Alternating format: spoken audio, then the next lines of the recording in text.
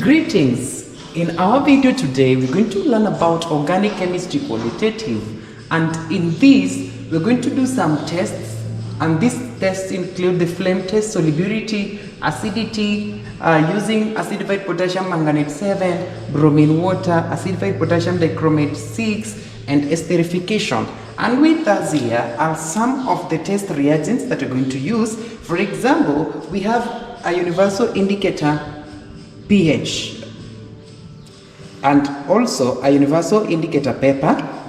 We have a pH chart with a universal indicator. These ones are going to be used to determine the pH, and the pH is going to help us to know the strength of these acids or bases, or even they're going to tell us whether the solutions that we're going to use are neutral. We have sodium hydroxide. Most of the students don't know whether sodium hydroxide can be used in organic qualitative, but we're going to learn today that it can be used to test for acidity. We have bromine water, we have acidified potassium dichromate 6, acidified potassium manganate 7, our magnesium ribbon that again we're going to use to test for acidity, sodium carbonate, sodium hydrogen carbonate, and our test solid, which is solid A for today. Not only that, on our test tube holder here rack, we have ethanol, we have concentrated sulfuric acid, ethanoic acid, which we are going to use later. And we have some distilled water and a source of heat that we're going to use to test for the test of today, the source of heat for flame test and other tests. Now we start our practical. The first thing that you can be told to do is combustion. Remember, combustion is burning substances in excess air to produce carbon dioxide and water. And in this practical, it is done in a way of flame test, whereby we are going to take our solid. We have solid A. Now, in some experiments, you cannot be always given the procedure. You can write your own procedure. So how are you going to write your procedure if you are not used to doing this practical? So we are starting with the flame test. Now we start our flame test. If you can look there, we are going to take our test solid, which is here. We have our solid A. It is always advisable to label your chemicals to avoid confusion. And remember, as I've told you, not all practicals that you're going to be given the procedure. You can be told to do a flame test. So look at our table that is there. We are just given observation and inference. So what are you supposed to write? So the test is like this. Scoop a half of solid A. So I'm going to open my store pad container. Scoop a half of solid A using a dry spatula, which is also clean. A clean, dry spatula.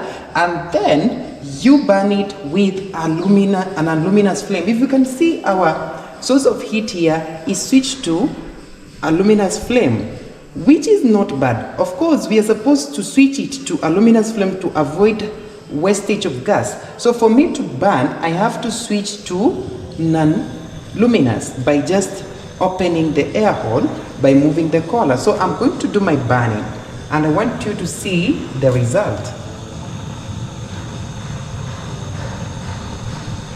So look at our solid.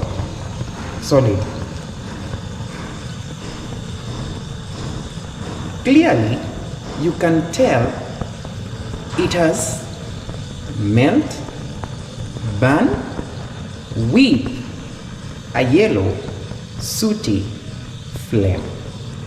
So that is your observation. Therefore, we are going to write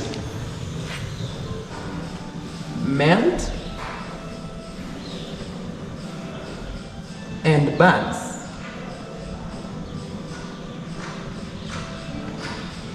With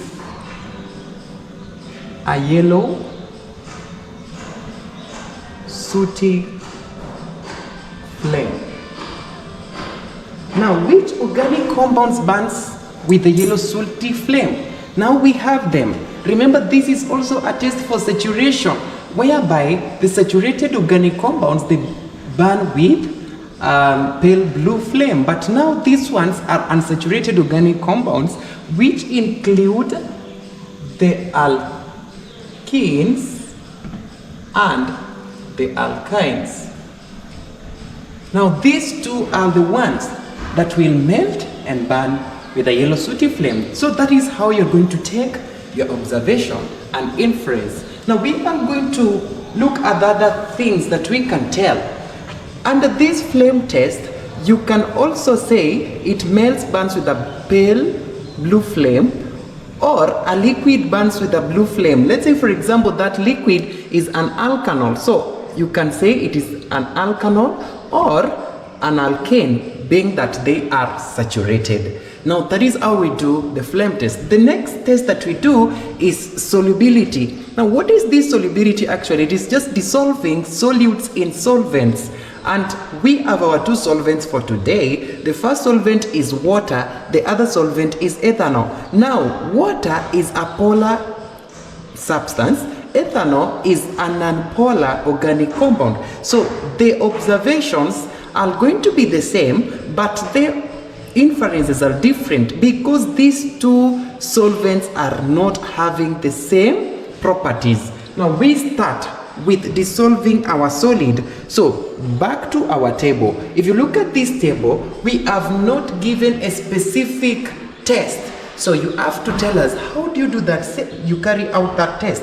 So we are going to say, put the remaining solid A in a dry test tube. So I'm going to put it, this is our solid A, in a dry test tube like that. After that, add 10 ml of distilled water. But now before I say 10 ml, I know that I'm going to use 2 ml of water in the remaining test. So you have to count how many are they? 1, 2, 3, 4, 5. So if there are 5, if I can say that I'm going to dissolve my solid in 10 ml of water, it is quite reasonable. So after I've dissolved it in water, try to shake well so that you can test the solubility of this solid. So as you can see, solid A has dissolved in water. So what is our observation? Our observation is dissolves in water. And what is our inference? Water is a polar organic compound. So therefore, any compound that dissolves in water is called a polar organic compound. Now a question arises, what if we were to use ethanol in as our solvent? If you use ethanol and it dissolves, the inference will be non-polar organic compound. And here are some of the observations that you can take. For example, if it dissolves in water, it is a polar organic compound. If the solid is insoluble in water, don't say it does not dissolve. Just say it is insoluble in water, and therefore your inferences are non-polar organic compound. Or it can be partially dissolves in water. If it partially dissolves in water, it is a mixture of a polar and non-polar organic compound. What if you are given a liquid? Because these organic compounds can be liquids or solids. So if that liquid is miscible in water, it is a polar compound. If that liquid is immiscible in water, it is a non-polar organic compound. That is when you use water as your solvent. What if you use ethanol as your solvent? If that solid dissolves in ethanol, it is non-polar. Why is it non-polar? Ethanol is a non-polar organic compound. If that solid is insoluble in ethanol, it is a polar compound. If that liquid, if now you are using a liquid, is miscible in ethanol, it is non-polar. And what if that liquid is immiscible? It is polar organic compound. So those are the expected observations and inferences in solubility. Now we get to our third test, which is acidity. Now in this acidity, all or alkalinity of a given organic compound, what solutions are we going to use? Now, going back to that solid that you were given, you can be told to take the remaining solid. If you see well, I have my remaining solid there, and then you put it inside a test tube like that. After putting it inside a test tube, add like 2 ml of sodium hydroxide. Now, after adding 2 ml of sodium hydroxide, what are you seeing? It has dissolved. So, your observation will be dissolves in sodium hydroxide. So if that solid dissolves in sodium hydroxide, then the inference, it is an acidic compound. Now, not only that, you can be told now to use your liquid, whereby the liquid that we made is here. We are going to divide it into different portions. The test portions, normally you're taught to divide it into 2 ml, but for today I'm just going to show you by using an approximate. This is approximately 2 ml of our liquid A that we made from solid A. Now look there.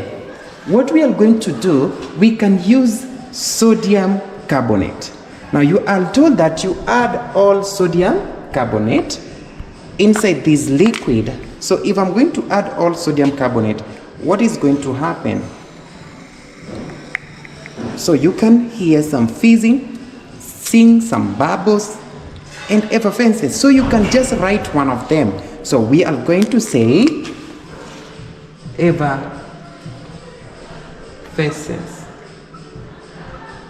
So if it is effervescence, then it is confirming there is acidity inside here. So you can say there is acidity, H plus present. Remember, even the inference for dissolving in sodium hydroxide can be this. Now we are proceeding to another substance that we can use to test for acidity, and that substance is sodium hydrogen carbonate. Now if you are using sodium hydrogen carbonate, what are your expected inferences and observations? Now we are going to use our sodium hydrogen carbonate. Still I'm working on approximate. Now we have our sodium hydrogen carbonate here. In this sodium hydrogen carbonate, we are going to add all of it. So adding all of it, same observations, which are bubbles, fizzing, effervescence. So you can write the one that you're comfortable with. You can say even bubbles, or you can say fizzing, or effervescence. So here you are going to say there is an acidic substance, and we know that the acidic substance, organic compound that we know is alkanoic acid.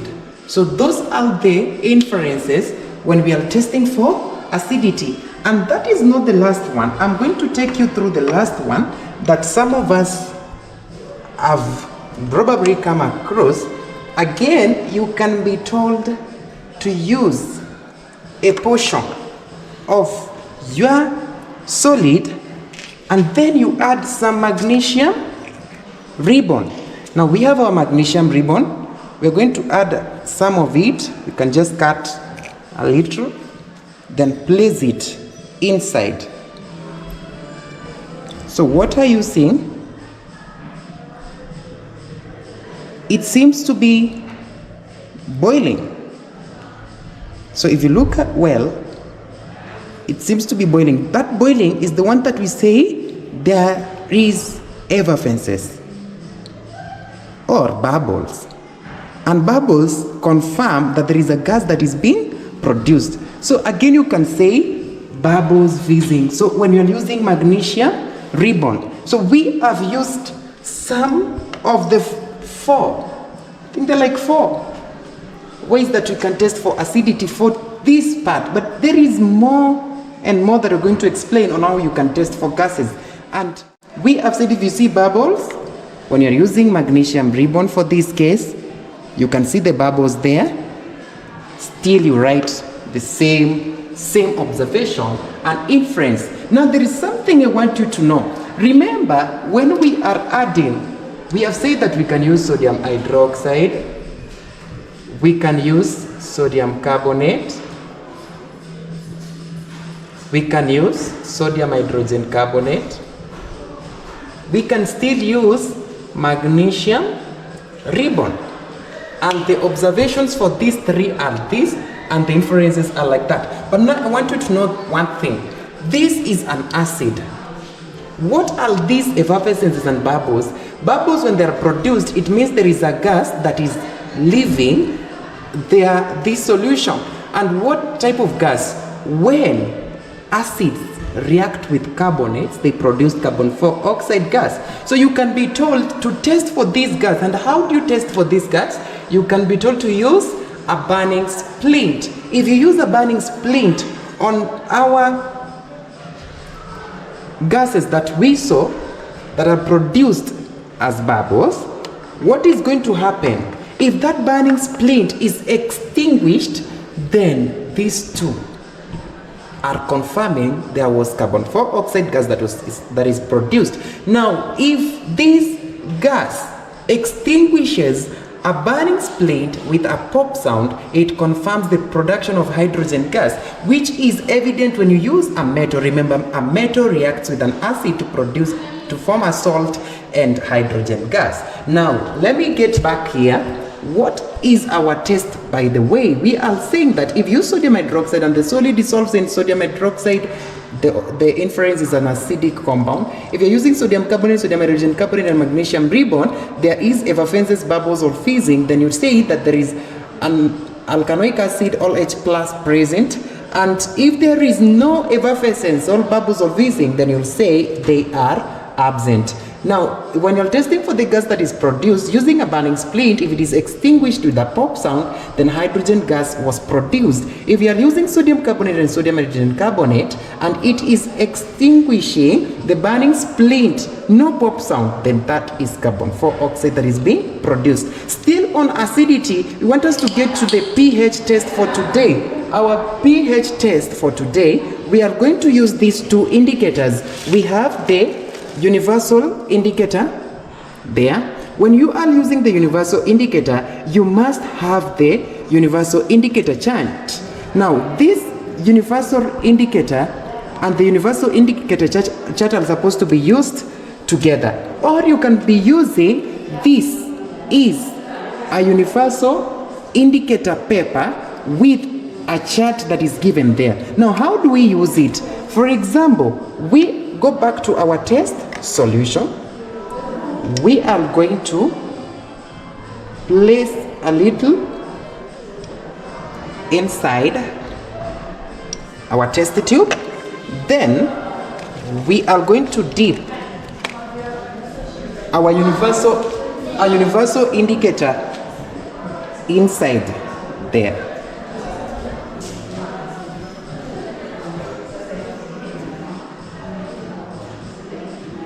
Now, you can see there is a color change. Don't say that the color changed from orange to red. No, just bring your universal indicator chart and try to see which color corresponds.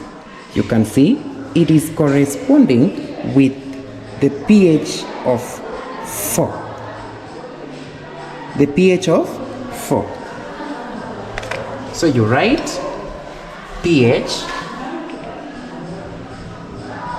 4.0. Don't say arrange. So if it pH 4.0, what do we say? It is weakly acidic.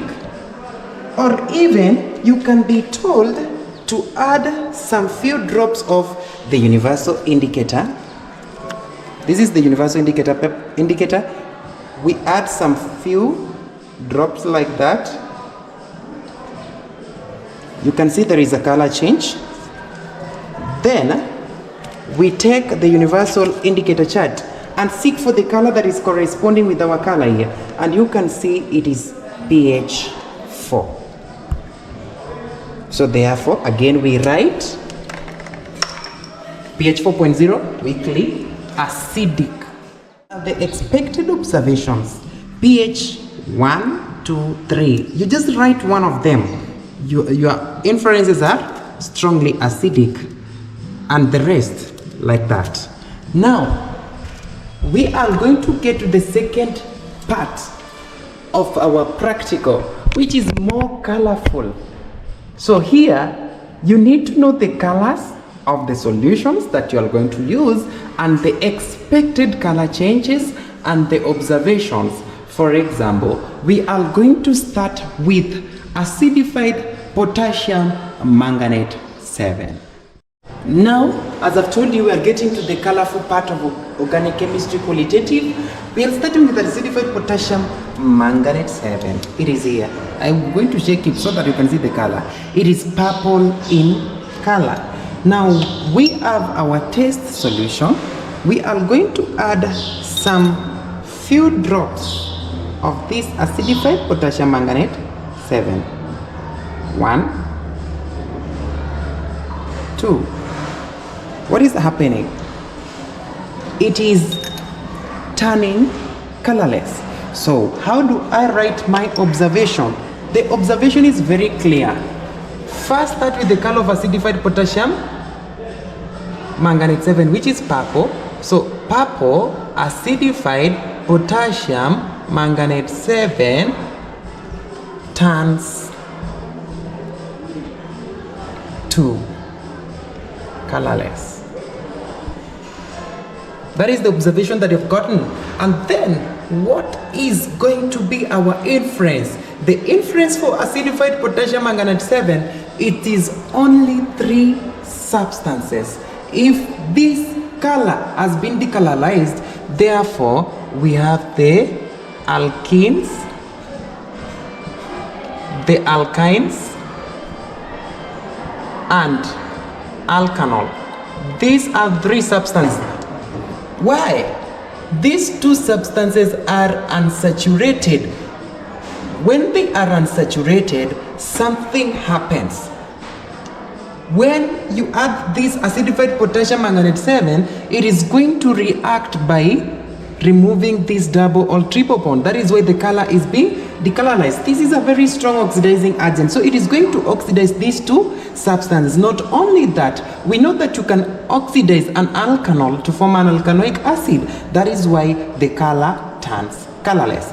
If it does not turn, what do you write to say? Purple acidified potassium manganate 7 does not turn colorless. And it is here, well explained. You can just read purple acidified potassium manganate 7 does not turn colorless. And the observations are alkene, alkyne, alkanol, absent.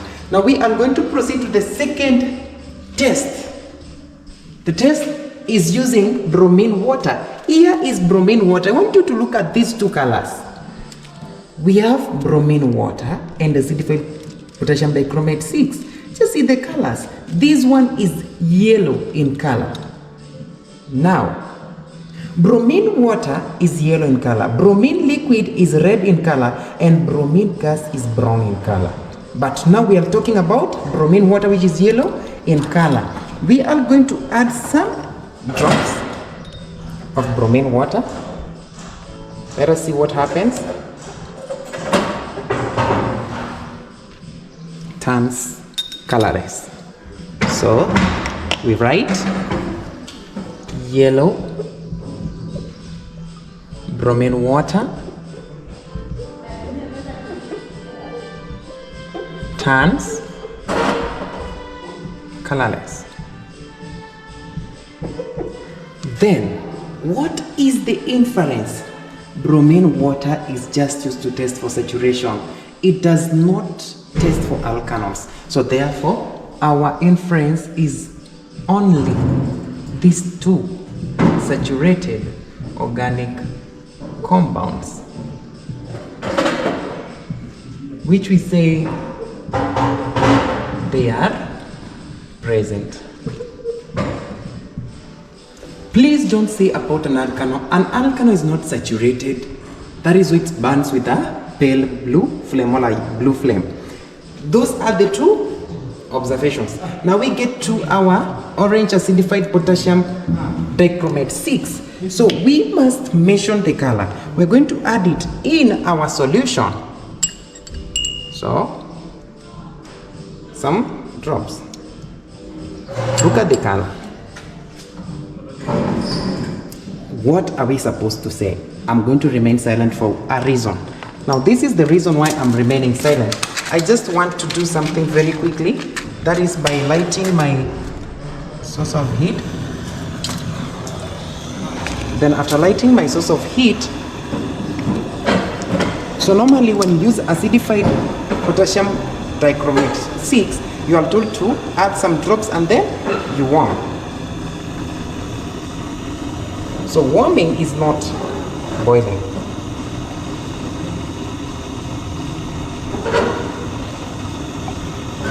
So look here, after warming, the color still stays.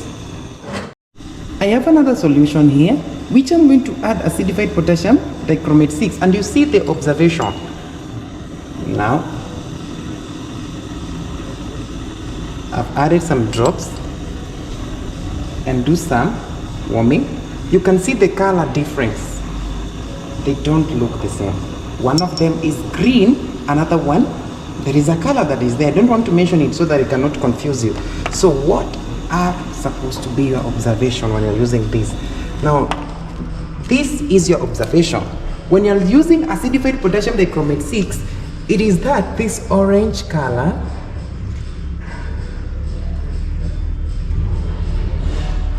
of acidified potassium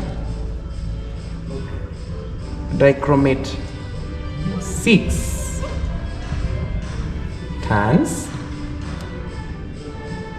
green. If it turns green, it confirms that an alkanol is present. If it does not turn green, alkanol is absent. So let me just take you through this. This manganate 7 used to test for alkenes. Now these colorful test solutions, that is bromine water that is yellow, acidified potassium dichromate 6 which is orange, and then we have potassium manganate 7 which is purple, are used to test for the following. We start with acidified potassium manganate 7 is used to test for saturation, and also it's an oxidizing agent. That is why we have this alkene, alkyne and alkanol. We have bromine water. Bromine water is used to test for saturation and it is yellow in color. If it turns colorless, it is used to test for saturation, which we have the alkene and the alkynes. And be very careful. Carbon makes 4 covalent bonds with substances.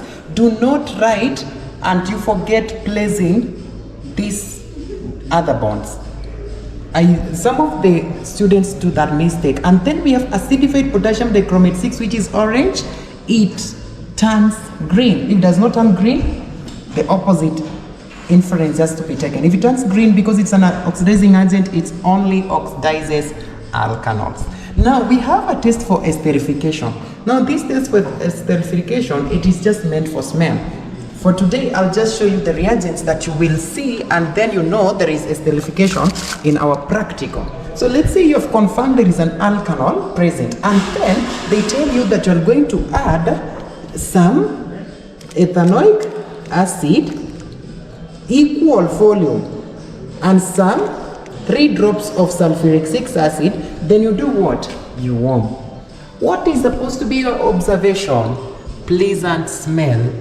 If you were adding an alkanoic acid, if you are adding an alkanoic acid, then you are testing for an alkanol. If you are adding an alkanol like ethanol, you are testing for alkanoic acid. So that is how you're going to take your observations and your inferences. In a nutshell, I'm going to do my final video that is going to do a summary of what we have done for today. Organic chemistry qualitative. Now we are talking about organic chemistry, whereby we are testing organic compounds. The tests include flame test, and on the flame test we have the following observations: melts and burns with yellow sooty flame. The inferences are alkene and alkyne. If it melts and burns with a blue flame, or liquid burns with a blue flame, the observation is that, and the inference is an alkane or an alkanol. We have the solubility, whereby we're going to use two solvents. It can be water, which is polar, or ethanol, which is non-polar. If that only dissolves in water, it is a polar organic compound. If it partially dissolves in water, then that solid is a mixture of polar and non-polar organic compound. If that solid is insoluble in water, then it is a non-polar organic compound. If that liquid is miscible, it is polar compound. If the liquid is immiscible, it is a non-polar organic compound. What if you're using ethanol as a solvent? Ethanol is a non-polar organic solvent. So therefore, any solid that dissolves in ethanol is non-polar, whereas a solid that is insoluble in ethanol, it is a polar compound. If a liquid is miscible with ethanol, it is non-polar, and if that liquid is immiscible in ethanol, it is also non-polar compound. Now, how do we test for acidity? Remember, we only have one acidic organic compound, that is carboxylic or alkanoic acids. Now, you can use sodium hydroxide. If it dissolves in sodium hydroxide, then it is an acidic compound, or we can use sodium carbonate, sodium hydrogen carbonate, and magnesium ribbon, whereby all of these we have effervescences or bubbles or some fizzing, and this will confirm for the presence of acidity or a carboxylic acid. If there is no effervescence, bubbles, or fizzing, then the acidity is not there, or the alkanoic acid is absent. Now we can test for the gases produced. Remember, when you're seeing effervescences, they show there is a production of a gas. If that gas is going to extinguish a burning splint with a pop zone, then it is hydrogen gas. If it is extinguishing the burning splint, it is carbon dioxide, and that can be done if you are using those reagents, that is sodium carbonate and sodium hydrogen carbonate. How can we do our pH test? We use a universal indicator and a pH chart, whereby if this universal indicator confirms to you that it is a pH of 1, 2, 3, it is strongly acidic. pH of 4, 5, 6, it is weakly acidic. pH of 7, it is neutral. pH of 8, 9, 10, it is weakly basic. And pH of 11, 12, 13, and 14, it is strongly basic. Now, there is a practical that we have done. There it is, and its observations and inferences. Then we get to the colorful part of organic chemistry, whereby we use a purple acidified potassium manganate 7, which turns colorless. If it turns colorless, then we confirm that the alkenes, alkynes, and alkanol is present. If the purple acidified potassium manganate 7 does not turn colorless, then the alkenes, alkynes, and alkanols are absent. When you use bromine water is yellow. Yellow bromine water turns colorless, then it confirms that the alkenes and alkynes are present. If yellow bromine water does not turn colorless or does not decolorize, then the alkenes and alkynes are absent. If you are using orange acidified potassium dichromate 6 and it turns green, the alkanols are present. But if the orange acidified potassium dichromate 6 does not turn to green, then alkanols are absent. Now we have our test for esterification, whereby you can be told to add ethanol, equal amount of ethanol. Let's say if the solution that you are using is 2 ml, you are told to add 2 ml of ethanol and some 2 drops of concentrated sulfuric acid, then you warm and you smell a pleasant smell, then alkanoic acids are present. If there is no pleasant smell, the alkanoic acid are absent. If you use alternatively ethanoic acid, if your test solution is an alkanol, there and you add some 2 drops of sulfuric acid, then warm, and you smell a pleasant smell, alkanols are absent. No pleasant smell, alkanols are present. There is no pleasant smell, alkanols are absent. Now there is a point that you're supposed to note. Organic qualitative analyses are independent, no correlation of fast following the next. So if you look well, you can realize that you are doing your organic chemistry, and then you think that you can use the cancellation effect of inorganic chemistry when you test for cations and anions. Here, every test is independent. Do not cancel any of the inferences. For example, let's say you're told to add bromine water and you confirm that, let's say, these are the only substances that are present. But previously, when you did your flame test, you saw a blue flame, which was confirming that these ones are absent. You should not cancel. Make sure that. And this is how you do your qualitative organic chemistry.